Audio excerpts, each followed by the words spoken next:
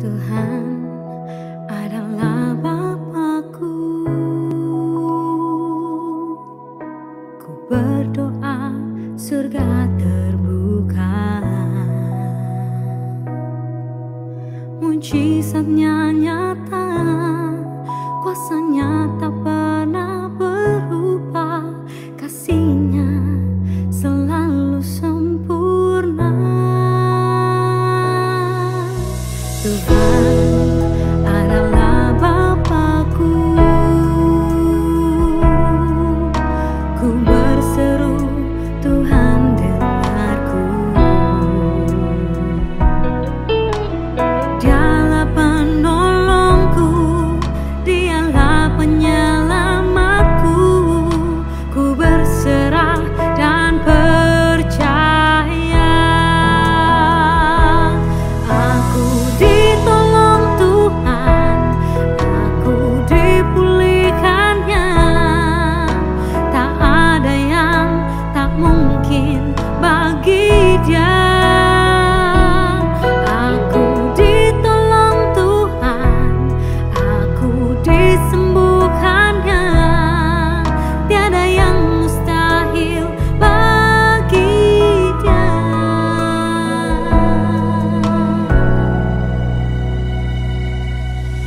Tuhan adalah Bapakku. Ku berseru, Tuhan dengarku.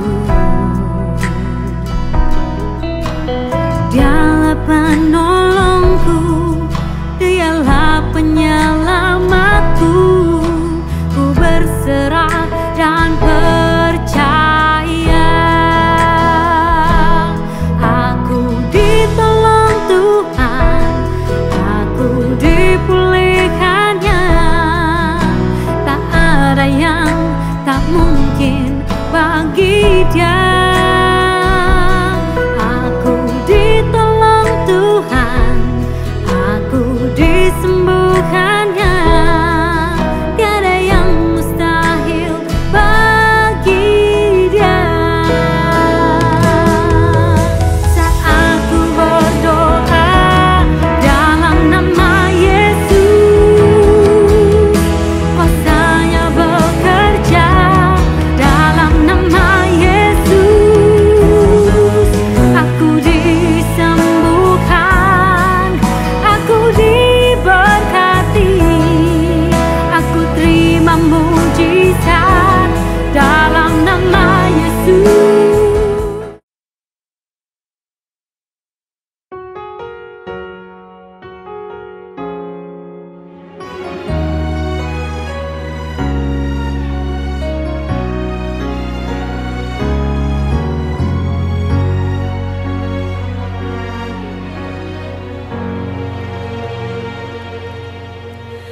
Tak terbatas kuasa-Mu Tuhan, semua dapat Kau lakukan. Apa yang kelihatan mustahil bagiku, itu sangat mungkin bagimu. Di saat ku tak berdaya, kuasa-Mu yang sempurna. Ketika ku percaya, mujizat itu nyata. Bukan karena kekuatan, namun Roh-Mu ya Tuhan. Ketika ku berdoa, mujizat itu nyata.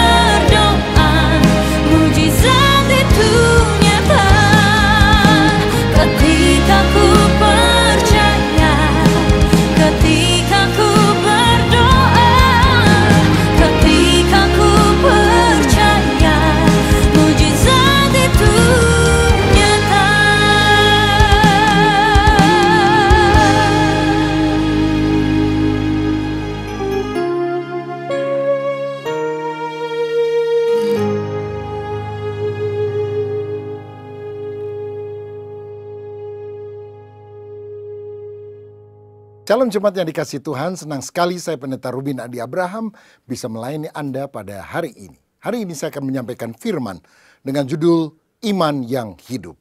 Kita akan baca Ibrani 11 ayat 23-29. Karena iman maka Musa setelah ia lahir disembunyikan selama 3 bulan oleh orang tuanya, karena mereka melihat bahwa anak itu elok rupanya dan mereka tidak takut akan perintah raja. Karena iman maka Musa setelah dewasa menolak disebut anak putri Firaun karena ia lebih suka menderita sengsara dengan umat Allah daripada untuk sementara menikmati kesenangan dari dosa. Ia menganggap penghinaan karena Kristus sebagai kekayaan yang lebih besar daripada semua harta Mesir, sebab pandangannya ia arahkan kepada upah.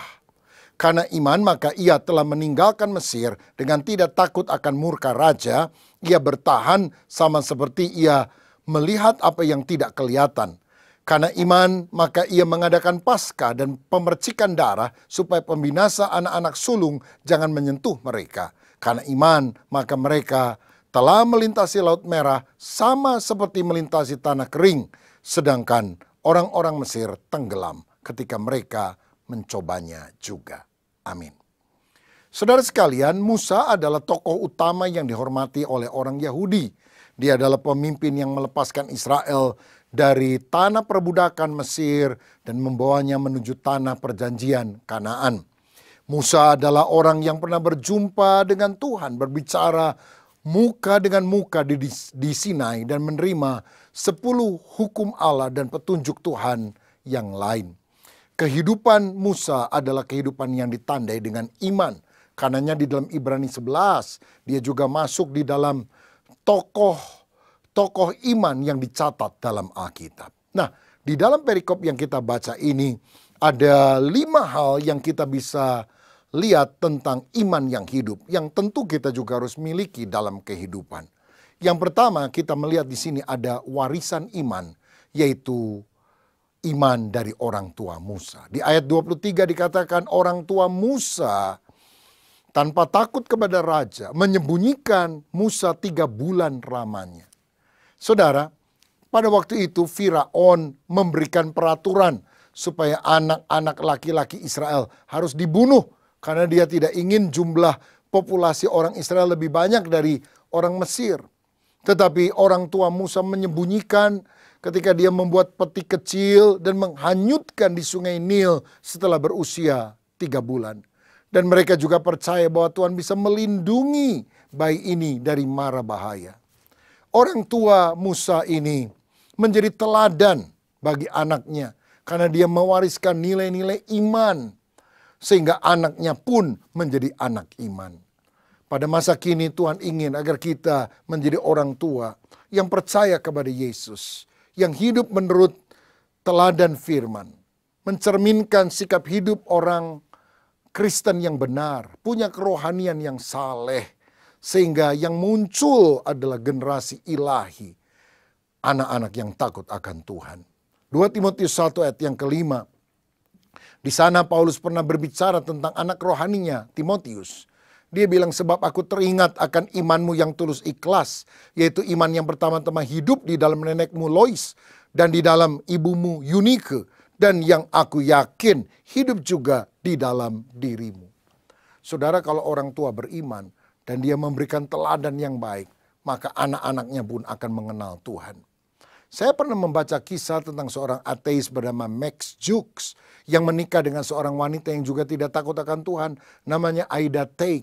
Setelah ratusan tahun kemudian diteliti daftar keturunannya, ternyata ada 440 orang yang suka berpesta pora, 310 orang menjadi gelandangan dan pengemis, 190 orang jadi pelacur, 130 orang jadi narapidana, 100 orang jadi pecandu alkohol, 60 orang suka mencuri, 55 orang korban pelecehan seksual, 7 orang jadi pembunuh.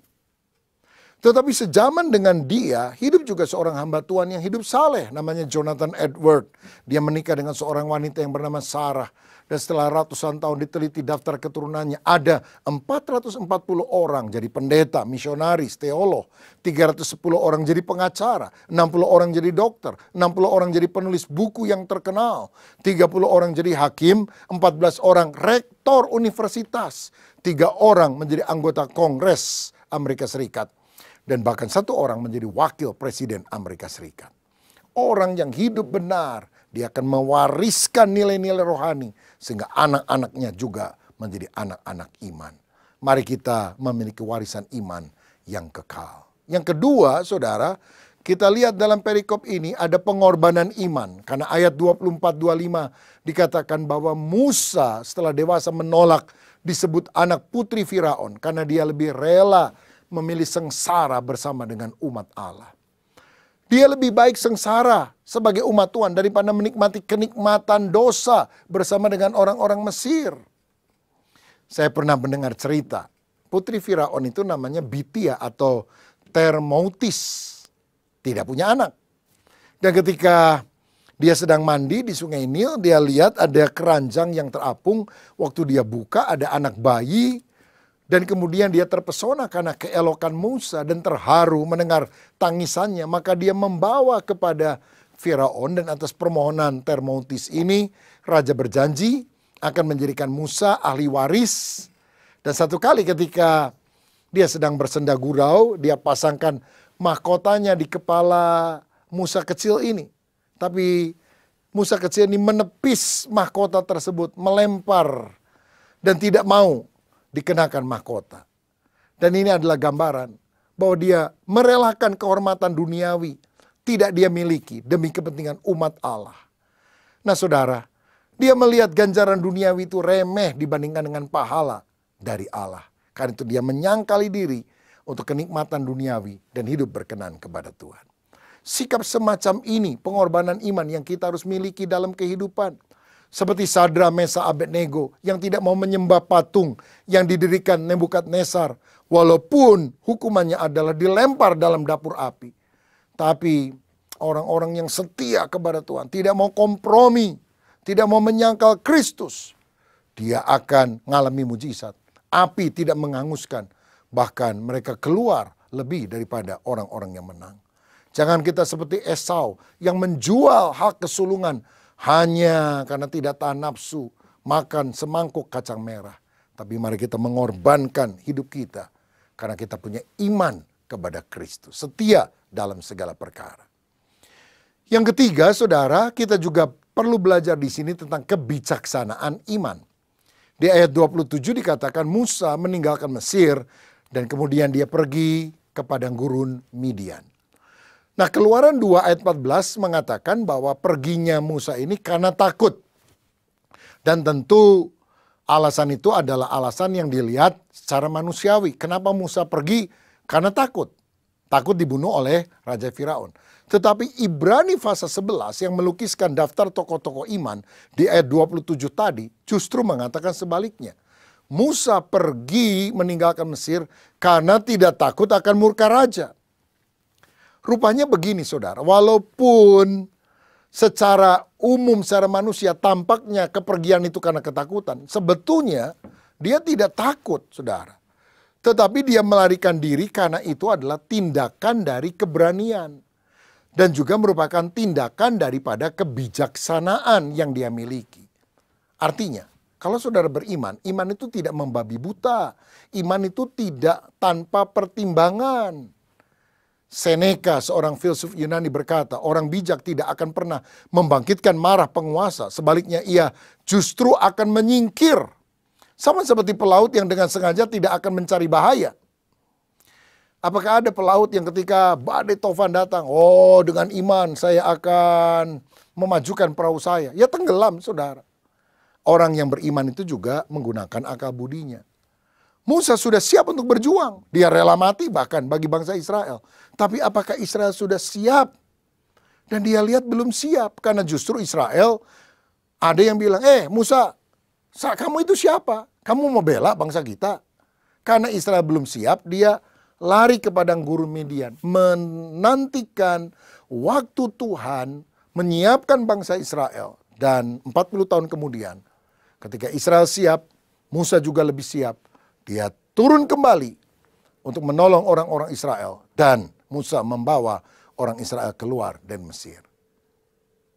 Saya percaya orang yang beriman adalah orang yang bisa menguasai emosi yang meletup-letup untuk sesuatu yang berguna bagi masa yang akan datang. Jangan gampang jadi orang yang emosional sesaat, ngambek, marah, dan ternyata akan merugikan. Jadilah orang yang bijaksana. Karena orang yang beriman tidak membabi buta. Orang yang beriman menggunakan logikanya, akal budinya yang juga dituntun oleh Roh Kudus supaya membuat keputusan yang tepat. Yang keempat, saudara sekalian, Musa yang punya iman yang hidup itu juga adalah orang yang punya keyakinan iman. Di ayat 28 dikatakan dia dan bangsa Israel merayakan Paskah dan memercikan darah di ambang pintu rumah. Orang yang tidak ada tanda darah di ambang pintu rumahnya, anak sulungnya mati. Tapi orang-orang Israel anak sulungnya hidup semuanya. Karena Tuhan memproteksi dengan lambang darah tersebut. Inilah keyakinan iman. Dan itu sebabnya kemudian mereka merayakan Paskah. Saudara, dalam Keluaran 12 ayat 14 dikatakan, hari ini akan menjadi hari peringatan bagimu. Kamu harus merayakan sebagai hari raya bagi Tuhan, turun-temurun. Kamu harus merayakannya sebagai ketetapan untuk selamanya. Jadi mereka merayakan Paskah karena Tuhan telah menolong mereka. Passover dilewati oleh malaikat maut karena lambang darah yang ada. Ini menggambarkan Kristus yang mati buat kita. Darahnya telah tercurah supaya kita yang percaya kepada dia tidak akan binasa oleh malaikat maut. Karena Tuhan akan melindungi kita dan memberikan keselamatan. Saudara, ada domba yang disembelih. Ada roti tidak beragi yang dimakan. Artinya Tuhan melepaskan kita dari segala dosa karena pengorbanan darahnya. Saudara-saudara, Musa melakukan itu. Dan mau melakukan itu terus dari waktu ke waktu. Karena dia yakin, tidak ragu akan keberhasilan usahanya untuk melepaskan umat Tuhan. Dan membawa mereka di tanah perjanjian. Musa yakin bila Allah memerintahkan, dia juga akan memberikan kekuatan untuk melaksanakannya. Dia juga yakin bahwa pasti penyertaan dan kemenangan Tuhan ada padanya. Saudara, di sini kita perlu mendapatkan keyakinan iman. Kalau Tuhan suruh, taat saja. Saya pernah mendengar kisah ada seorang misionaris yang waktu lalu tinggal di Jawa Timur. Satu kali waktu dia berdoa, dia seperti mendapatkan impresi. Hari ini jumpai seseorang di Jakarta namanya ini, dia sedang menghadapi masalah. Kamu harus memberikan kekuatan. Lalu dia bilang, Tuhan saya mau, tapi saya nggak punya uang untuk beli tiket hari ini terbang dari Surabaya ke Jakarta. Tapi Tuhan kelihatannya nggak jawab apa-apa. Maka hamba Tuhan ini pergi ke airport Juanda, saudara-saudara di Surabaya, lalu ikut ngantri beli tiket yang langsung dijual, begitu ya. Kalau misalnya penumpangnya tidak terlalu banyak, biasanya ada tiket go show yang bisa dia beli. Jadi mulai ngantri, saudara, sampai berdebar karena dia nggak punya uang. Tiba-tiba setelah dia dekat sekali dengan tiket itu, dengan counternya, tinggal satu orang lagi, dia bilang, Tuhan gimana? Uangnya dari mana? Tiba-tiba saudara sekalian, tiketnya itu tertutup, di lock, dan dia bilang, maaf Pak, tiketnya sudah habis, nanti aja penerbangan yang berikutnya. Orang yang di depannya itu marah, oh saya mesti berangkat sekarang, saya perlu buru-buru, ini pasti permainan ini, pasti masih ada sisa tiketnya, tapi kamu nggak mau jual. Marah-marah dia. Orang di loket bilang, enggak Pak, memang sudah habis. Oh saking jengkelnya ini orang, saudara, ambil itu duitnya, dia berbalik ke belakang, percuma mau berangkat, nggak bisa. Dia kasih itu uangnya kepada orang di belakangnya. Misionaris ini, saudara, ini misionaris bingung, tiba-tiba dapat uang dari orang yang tidak kenal. Akhirnya dia duduk termangu-mangu dan melihat ada penerbangan jam-jam berikutnya ke Jakarta, dan dengan uang itu dia bisa berangkat. Dan apa yang Tuhan perintahkan dia bisa laksanakan. Saya percaya pengalaman tiap orang berbeda, tapi miliki keyakinan iman. Kalau Tuhan perintahkan, pasti ada jalan yang Tuhan akan berikan kepada saudara. Dan yang kelima, iman yang hidup itu mencakup keteguhan iman. Karena iman Musa dan juga orang Israel menurut ayat 29 melintasi Laut Merah yang terbelah menjadi dua dan menjadi tanah kering. Sedangkan ketika Firaun dan orang Mesir lewat, lautnya tertutup kembali dan mereka semua binasa. Ini menunjukkan Orang yang sungguh beriman mengusahakan sesuatu yang mustahil karena perintah Allah. Masalah besar tidak menjadi rintangan jika Allah hadir untuk menolong kita. Pasti Tuhan akan mengatasi halangan tersebut. Karenanya orang yang sungguh beriman itu pantang mundur, gigih menghadapi segala perkara. Karena percaya Tuhan akan buka jalan. Saudara ingat Thomas Alva Edison melakukan 1000 kali percobaan untuk melakukan penemuan bola lampu pijar. Gagal terus. Tapi dia ulet, tidak mau menyerah. Dan akhirnya dunia menjadi lebih indah. Karena penemuan bola lampu pijar dan pengembangannya terus sampai sekarang. Itu menjadi berkat bagi orang lain. Miliki keteguhan iman, saudara. Ayat 27 berkata bahwa orang beriman itu melihat yang tidak kelihatan. Apa yang kita lihat yang tidak kelihatan? Tentu pribadi Tuhan, terutama yang tidak kita lihat dengan mata jasmani. Tapi kita percaya Dia melindungi kita. Kita harus mengenal Tuhan secara pribadi. Saya ingat Napoleon Bonaparte dari Perancis. Itu kalau perang itu hampir nggak pernah kalah, saudara. Kenapa? Salah satu cara yang dia lakukan ketika mau perang, Napoleon memanggil para panglimanya satu persatu ketika mau perang. Napoleon tidak mengucapkan sepatah kata pun. Dia hanya menatap mata dengan mata. Lalu menjabat tangan mereka satu persatu. Dan ketika panglima itu keluar dari ruangan Napoleon, mereka punya kesiapan hati, kemantapan hati, bahkan rela mati demi seorang jenderal yang mereka cintai, yaitu Napoleon Bonaparte. Saya mau katakan, Musa pernah berhadapan muka dengan Tuhan. Musa mengenal Tuhan secara pribadi. Musa beriman karena dia kenal dan mengalami kehadiran Allah secara nyata. Dan dia tahu dia tidak bertindak dengan kemauan sendiri. Dia menghadap Allah terlebih dahulu sebelum dia menghadap manusia.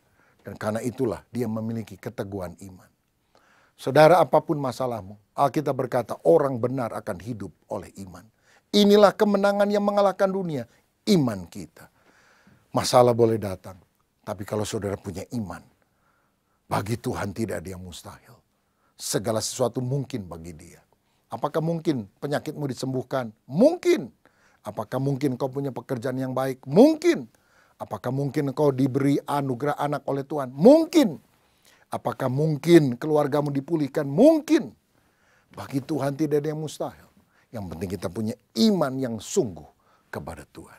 Saya mau berdoa kalau ada di antara saudara yang membutuhkan dukungan agar engkau punya iman yang teguh untuk mengatasi segala masalah. Musa Tuhan pakai menjadi pemimpin besar karena iman di dalam hatinya. Saudara juga bisa mengalami lawatan Tuhan kalau engkau beriman. Bapa, terima kasih untuk kebenaran firman-Mu di tengah dunia yang penuh dengan tantangan pergumulan ini. Biar kami memiliki iman yang hidup. Dan kalau kami percaya Tuhan selalu menolong kami. Kami percaya semua perkataan Tuhan akan tergenapi. Tuhan akan memberikan perkara-perkara yang baik bagi kami yang memegang firman-Mu. Kami juga yakin bahwa apa yang Kau ungkapkan dalam firman-Mu itu akan terjadi. Kami akan mengalami pertolongan Tuhan. Sekarang dalam nama Yesus, terima mujizat, terima jawaban doa, terima kekuatan dari Allah. Karena kami yakin iman mengatasi segala perkara. Biar kami hidup di dalam iman. Karena iman itu sesuatu yang membawa kemenangan. Berkat atas kami dalam nama Tuhan Yesus. Haleluya. Amin. Tuhan Yesus memberkati kita. Haleluya. Percaya Tuhan penyelamat hidup kita. Amin. Berikan sorak-sorai kemuliaan bagi Tuhan.